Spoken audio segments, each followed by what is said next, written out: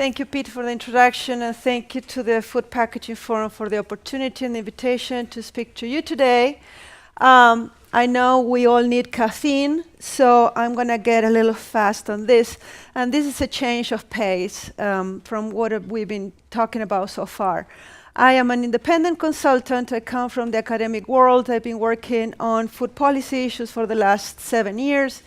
I am my own boss, except when my dogs want to go out and I have to walk them. And I work with industry, and I also work with the public interest community. So today I'm going to talk to you a little bit about my work with the public interest community.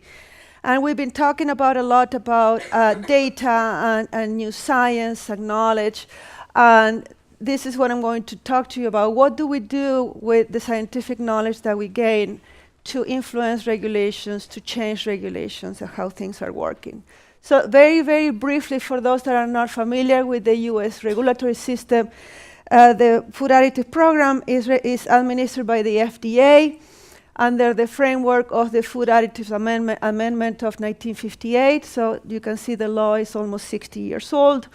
The Food Additive Amendment, it was intended to protect the public from harmful chemicals, and included a requirement that chemicals, before they are used in food or become in contact with food, had to be tested, and there has to be an affirmation of safety. And what does that mean? In general terms, a chemical is considered unsafe until it's shown to be safe. So that is the affirmation of safety. So very, does it work? There you go. So also, what does it mean, what safety means in the US? We saw this definition earlier today, so I'm going to just use the shorthand that is reasonable certainty of no harm. This definition of safety applies for pre-market safety assessment, post-market reevaluation of safety, and applies to all the chemicals that are regulated under this program, either intentionally added to food, like flavors or preservatives or surfactants, and those also unintentionally get into the food supply. So in the legal framework, a safety assessment must have three factors, three requirements need to be included. The probable consumption, basically exposure, safety factors to account for incomplete data, and the second one, oops, sorry. All right, can I go back? There we go. All right, oh, that's way too much. Anyway, the second one, what is the pointer? The top? In the middle. Sorry. Oh, this one here, sorry. The second one here is the lesser known of the three factors that must be considered in a safety assessment.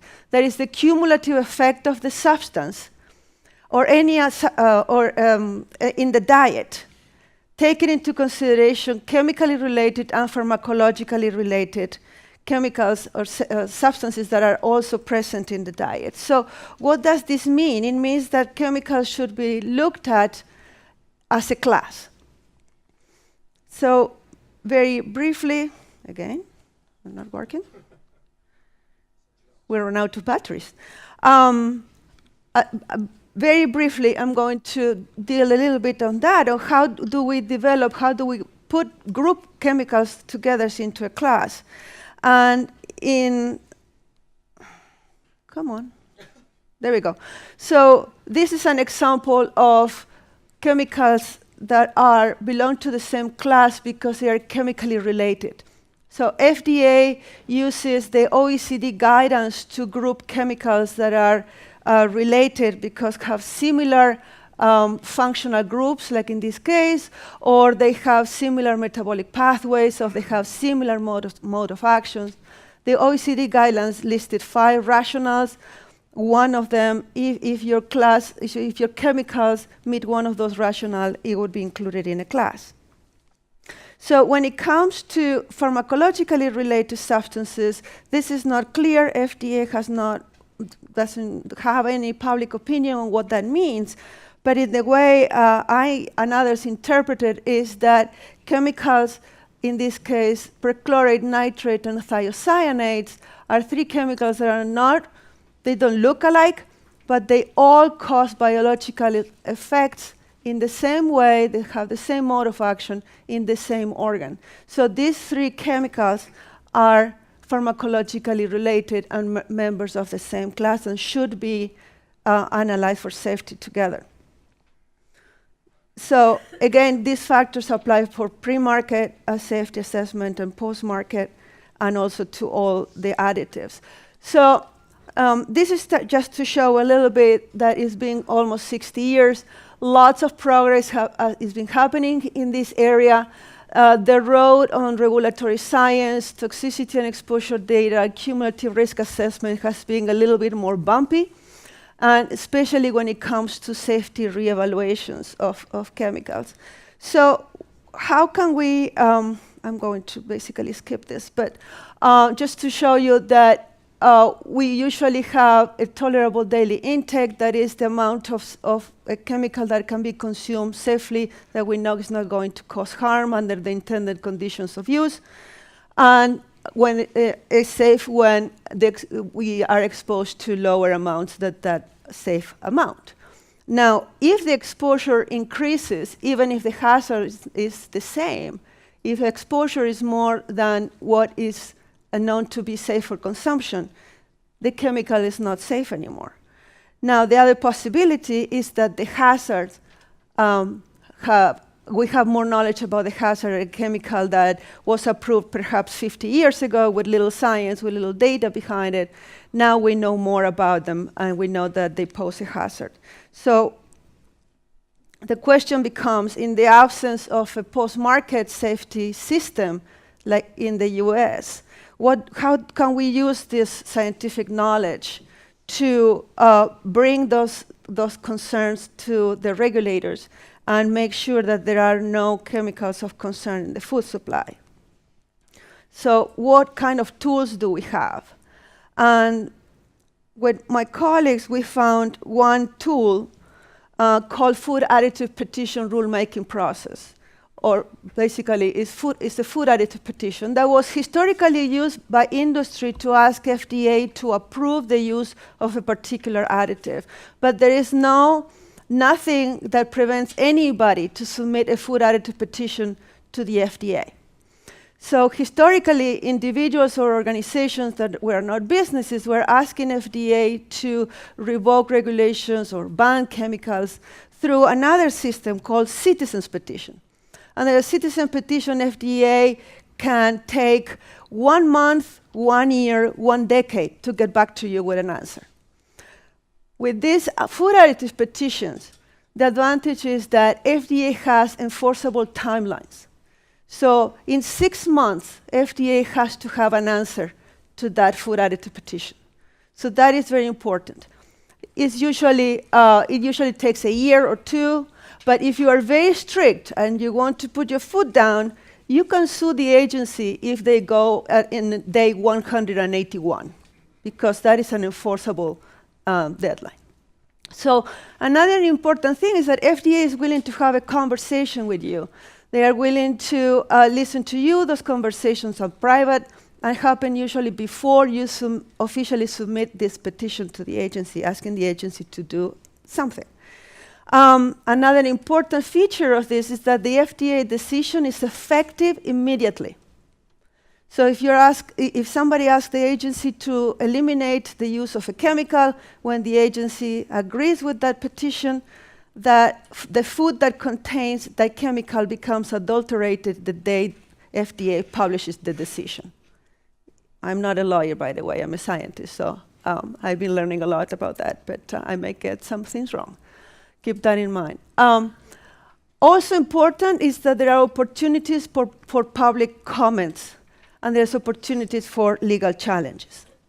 So it was a very interesting tool that can be used to request one of these three things. It can be used to ask FDA to approve a chemical. It can be used to ask FDA to revoke an approval on the basis that the uses of that particular substance has been abandoned. So here are 3 examples of food additive petitions that were submitted to the agencies because the intended uses of that substance has been abandoned. So the third one is to revoke an approval because the additive is unsafe. And this is what I've been doing with several public interest organizations involved in the last type of process. So very quickly here, what you have to show is that the reasonable certainty of no harm standard is no longer met by that substance. You don't have to show that there is harm. You have to show that the safety standard is not met. And you have to show it with quite a bit of evidence, and you also have to have a legal supporting argument. So this is just an example of the food additive petition that we submitted on long-chain perfluorinated compounds. These were the food contact substances as listed, approved by FDA many decades ago. These are just list of the arguments that we used and the information, the source of information for those arguments. There we go. So basically, we argued that these 3 food contact substances were chemically related. We also argued that these 3 are chemically related to PFOA, and PFOA therefore is also part of the same class. And because they were members of the class, they were chemically related, we also argued that they were likely to have the similar toxicity effect. And the toxicity was mostly coming from information on PFOA. So FDA accepted our petition. The decision was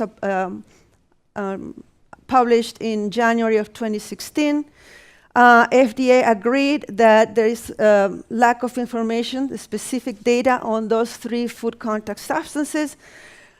It also concluded that the data for subset of long-chain PFCs, more specifically the data for PFOA, was applicable to all the long-chain PFCs on a general basis.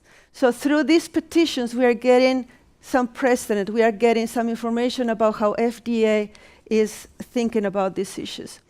And here at the end, basically the FDA conclusion is that there is no longer a reasonable certainty of no harm for these food contact uses. And therefore, this was a publication in the Federal Register, and this is how they amended the regulation. So these 3 food contact substances are not longer approved for uses in the US. So these are examples of other food additive petitions that I've been involved in. One on perchlorate, revoking the approval of use of perchlorate for 2 different uses in the US on the basis that the assessment should be done as a class of pharmacologically related substances with nitrates and thiocyanates as part of the class.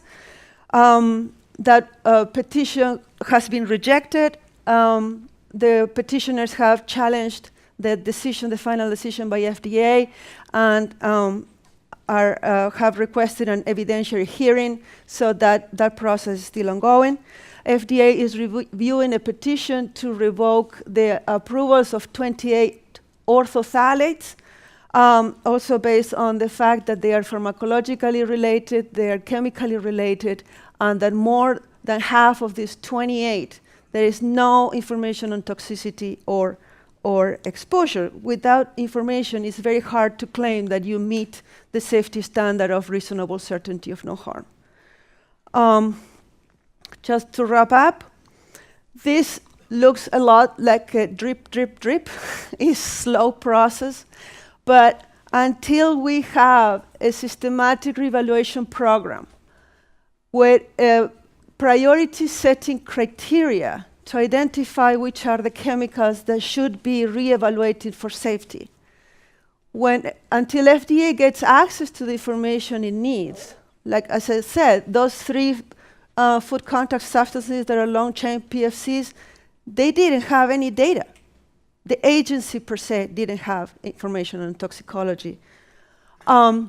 Until cumulative risk assessment methods are well developed, proven, and utilized, and testing and exposure guidance are updated to incorporate the new knowledge that we gained in the last several decades, the food additive petitions are our preferred tool to update regulations based on science.